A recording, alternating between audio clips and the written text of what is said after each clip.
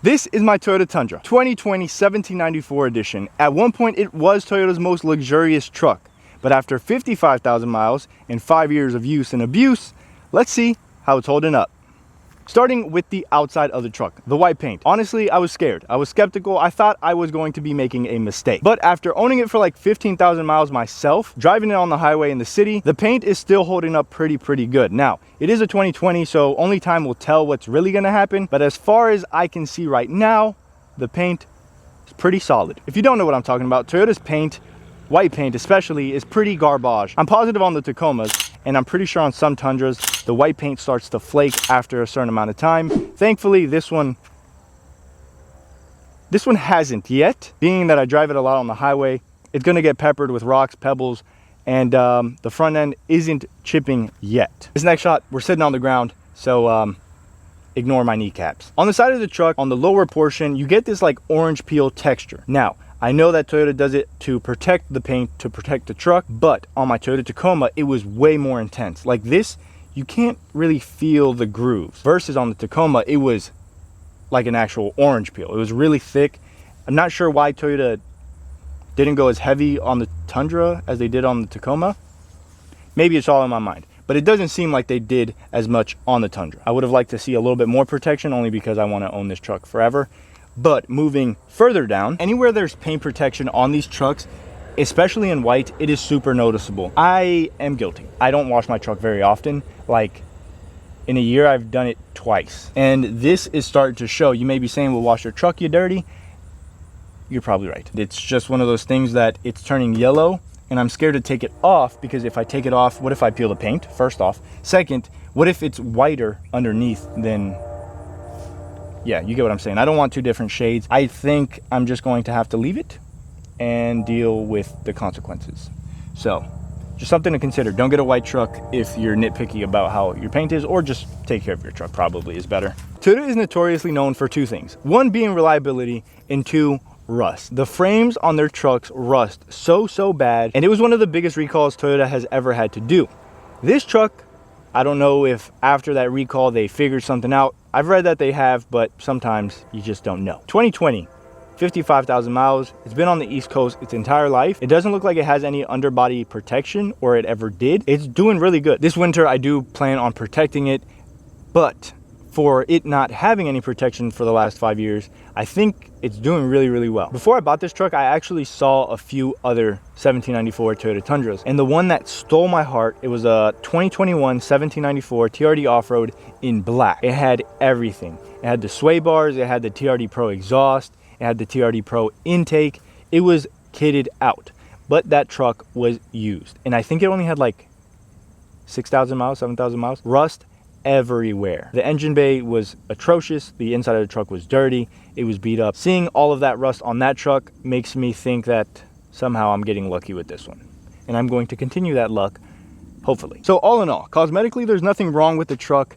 yet, except for the fact that I hit a deer. 5.7 liters of V8 goodness. This engine is arguably the sole reason the new Toyota Tundra failed. This is a 5.7 liter V8 of Japanese magic. I don't know what they did.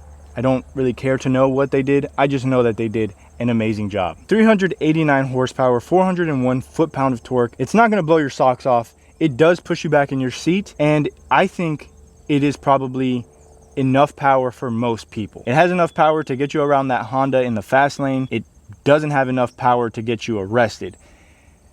But I did just get a ticket for speeding in this truck, so that's that. 55,000 miles on this beast. I have no complaints as of yet. It does make a lot of noise. I come from a Toyota Tacoma that also made a lot of noise, but in the Tacoma, if it made noise, you kind of didn't have to worry about it. This truck, you do. There is a famous ticking noise, the baby diesel tick, whatever you want to call it, but if it ticks, it means there's something going wrong, supposedly. Maybe. Not anything that will cause the engine to fail, but will get louder and more annoying as time progresses. Sometimes it'll make a noise, sometimes it won't. I have some audio clips, I'll insert them now.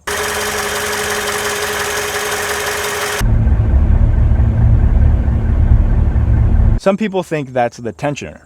I don't know. I don't want to agree with them because I just don't want to put my truck under the knife, to be honest. I do have the 100,000 mile warranty on this, so you know, it's not a problem for me, but it's definitely something to consider when you're buying these trucks. It does happen mostly on the cold starts. Once it's warm, it goes away.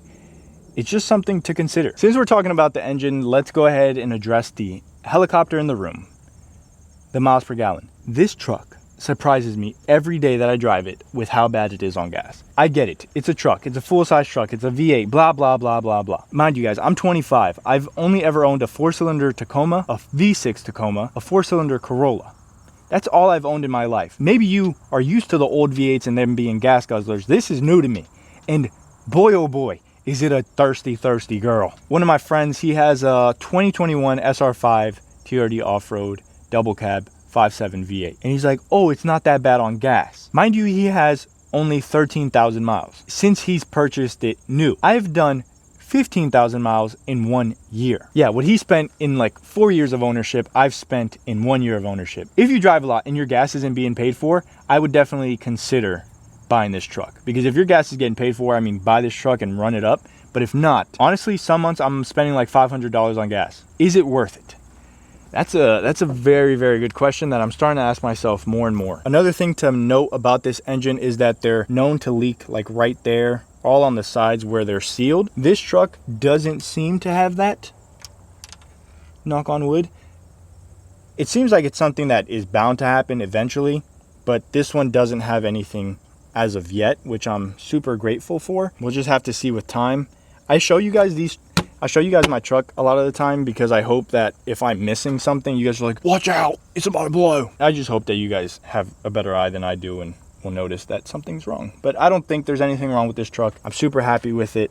And let's move on to the interior. So the interior, how is the interior held up? Well, first and foremost, this is where all the money goes. This right here, $17.94, means nothing on the outside. You get a little badge, but the interior is where it stands out. Brown, orange, whatever you want to call it, it looks absolutely money in here. I'm not gonna lie, it does hurt when I think about how much I paid just to have different color seats, because I'm not that type of person. I don't splurge on anything.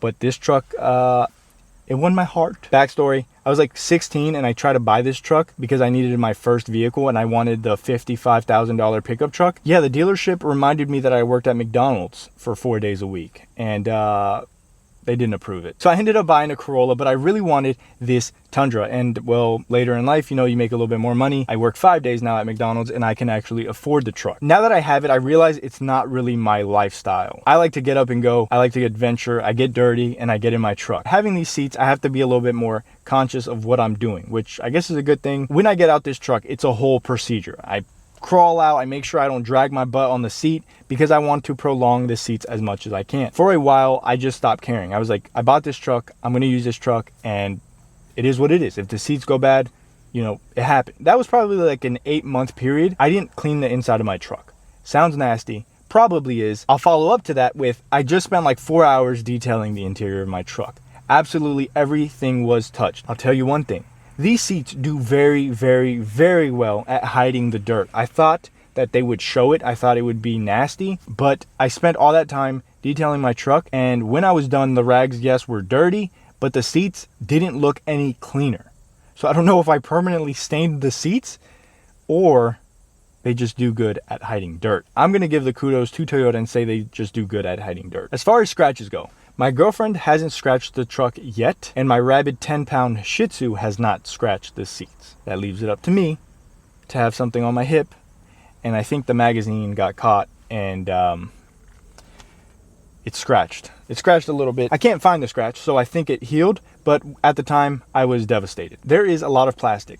Some is soft touch, some isn't, but let me just say, it makes the truck feel garbage. You'll spend all this time detailing the truck and you'll see all of the scratches that the plastic has. Not even from me, previous owner. I don't know if he was like a cat or something. It is what it is, but it's just something that's annoying. So if you're looking at a used one, something to consider, look at the door panels before you purchase it. I thought I did, but I didn't. Also, it wouldn't have been a deal breaker for me, but it's just one of those things to consider. The panels scratch up super easily and it's not fun. Infotainment is tragic. This thing does not work all the time. It works sometimes, and sometimes it doesn't. What I'm talking about is Apple CarPlay. I'll connect it, it'll work. I'll turn off the truck, I'll run into Walmart, I'll come back out and it won't work. I'll have to reset the unit, and it's just one of those things that you have to deal with that I wish I didn't have to deal with, but it's there. The back seat still holding up great. I've carried a lot of people back there on the way to the beach and everything that they needed to go to the beach, and then while we were at the beach they got in wet with salt water, sand, everything, and the truck handled it like a champ, no problem. The one thing I will say, Toyota dropped the ball. If the headliner could have been black on this truck, I think it would have sealed the deal and made this the absolute perfect truck. The reason I say that is when I purchased this, it had a bunch of like stains and stuff that doesn't come out for some reason. It is what it is. Other than that, the interior is holding up perfect. Oh.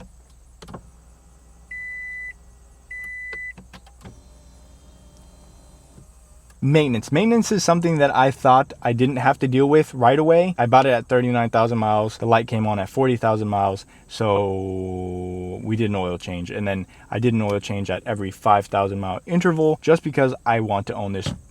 Since I want to own this truck for a very long time, I decided to go with the 5,000 mile oil changes. And I got to be honest, it's a bit pricey because just I don't even want to talk about it. Over $300 in oil changes.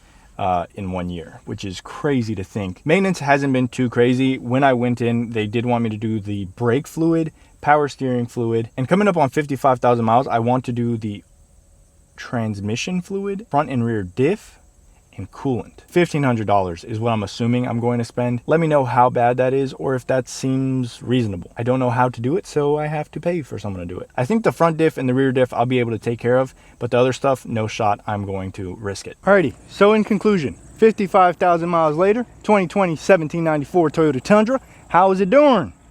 It's doing pretty good. I like it. I love it. I'm happy with it, but I feel like selling it sometimes when I look at the gas bill. It's a lot to consider. It's a lot to manage. But I'm on the fence of selling it or spending like $15,000 in modifying it to make it worse on gas mileage. More to come.